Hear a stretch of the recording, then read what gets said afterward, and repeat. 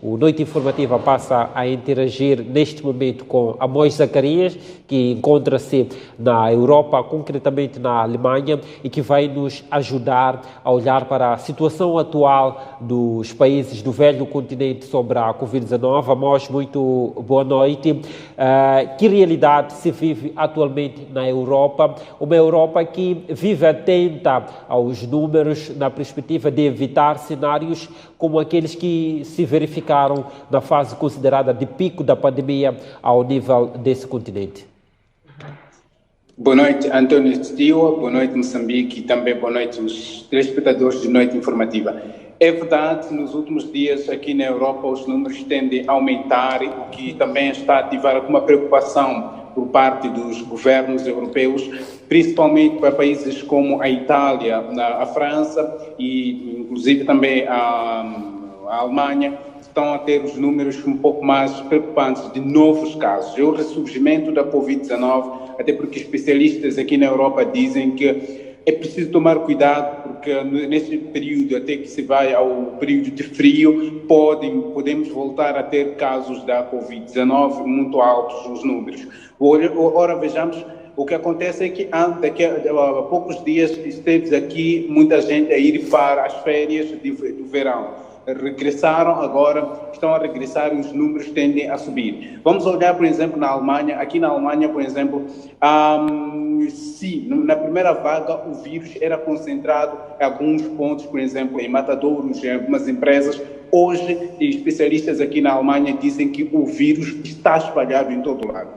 Há presença do vírus em todos os cantos da Alemanha, o que preocupa muito as autoridades alemãs. Há dias atrás, a chanceler alemã, a Angela Merkel, juntou os 16, digamos assim, governadores dos estados da Alemanha para discutir medidas eficazes para evitar que o país volte a fechar-se para poder conter a propagação da Covid-19. A ideia é que os governos devem, em regiões, procurar medidas adequadas para controlar a Covid-19. E uma dessas medidas é a obrigatoriedade do uso de máscaras, por exemplo, em espaços fechados, nos transportes públicos. Hoje, ninguém pode ir a uma loja, a um supermercado, fazer compras sem usar a máscara. Ninguém pode ir a um restaurante sem usar a máscara. E mais, ir a um restaurante é preciso lá chegar, deixar os dados, como, por exemplo, o contato da pessoa, o endereço físico, a hora que entrou, para que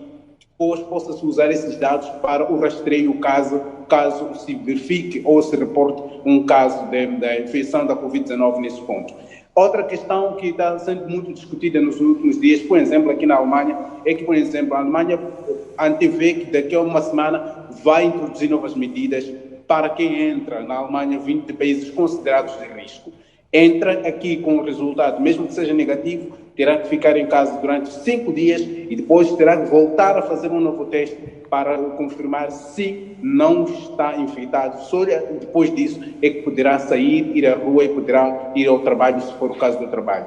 Então, esta é a ginástica que está-se a viver, mas também é preciso entender que, por exemplo, países como a França, a cidade de Marselha, nos últimos dias, inclusive tenho uns amigos que estão lá, que também estão a contar a história de que os restaurantes, por exemplo, já andam fechados porque há o aumento do número de casos da Covid-19, o que está a preocupar o governo alemão, mas, aliás, francês, principalmente as pessoas que lidam com a área de restauração. Ora, vejamos, o país esteve fechado durante muito tempo, reabriu há mais ou menos 2 meses, agora tem que voltar a fechar. Então, todo aquele negócio ligado à restauração está a ser afetado por causa desta segunda vaga da Covid-19. Muito bem, Amós, só para aqui percebermos, vamos tentar fazer uma análise aqui comparativa. Moçambique vive progressivamente o desconfinamento da Covid-19. Vários países africanos também estão a desconfinar face à pandemia, dado que as indicações da Organização Mundial da Saúde, por exemplo, dizem que a vacina não é para tão já e que é preciso viver com a doença. Neste mês de outubro, no dia 1 de outubro, Moçambique, Cabo Verde e Guiné-Bissau, portanto, retornaram às aulas presenciais. Angola o faz esta segunda-feira. A pergunta que lhe coloco, tendo em conta que conhece a realidade moçambicana muito recentemente esteve cá entre nós e está a acompanhar a realidade da Europa. Que experiência Moçambique e os países africanos podem colher da Europa sobre o desconfinamento? Recordando que a Europa vive agora alertas de uma nova vaga, entretanto ficou há algumas semanas, se não meses, com os casos da Covid-19 a abrandarem. Bom, existem experiências, claro, que devem ser tornadas, que o país tem que aprender, por exemplo, o caso de Moçambique. Uma das experiências é que é preciso reforçar o trabalho em casa, ou seja, o chamado home office, é preciso reforçar. Aqui na Europa, por exemplo, muitas pessoas, mesmo que os países entraram em desconfinamento, continuam a trabalhar a partir de casa.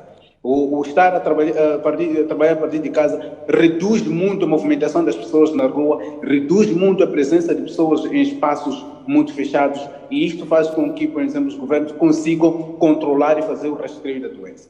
Em relação às escolas, o que está a acontecer é que, por exemplo, as escolas estão abertas, mas caso se detecte, por exemplo, um caso positivo, o que se faz é uma espécie de isolamento da escola e todos os alunos, inclusive os professores, têm que ficar em quarentena durante um período e só depois disso é que retornam às aulas. E isto tem estado a acontecer muito com as crianças, por exemplo, inclusive há dias atrás algumas escolas aqui na Alemanha estiveram fechadas porque houve registro de alguns casos de crianças infectadas e essas escolas fecharam e provavelmente nos próximos dias vão voltar a reabrir. Essas são experiências que podem ser usadas para o caso de Moçambique, agora que estamos mesmo a reabrir as escolas. A segunda questão é que, para poder-se ter o rastreio exato dos contatos e não só das pessoas, é preciso, há uma experiência aqui que, quanto a mim, é interessante, é que todas as pessoas deixam dados por onde passam.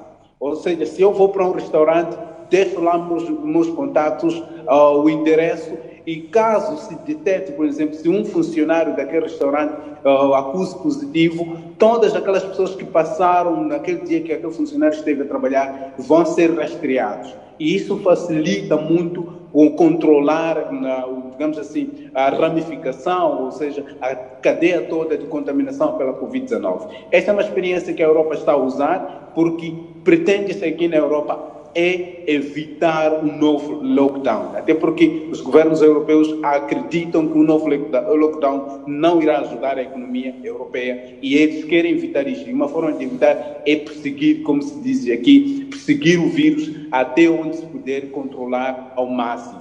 Uma última questão, Amós. São experiências que a Europa está a ter. Uma última questão que gostava de lhe colocar. Como é que as pessoas estão a encarar a Covid-19 atualmente?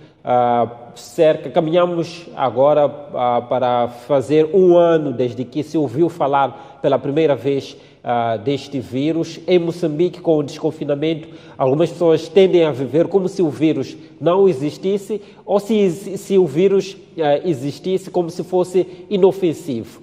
Na Europa, as pessoas continuam a levar a sério o vírus. Como é que as pessoas têm estado a encarar, portanto, a pandemia, quando caminhamos para fazer um ano desde que, portanto, se ouviu falar pela primeira vez deste vírus?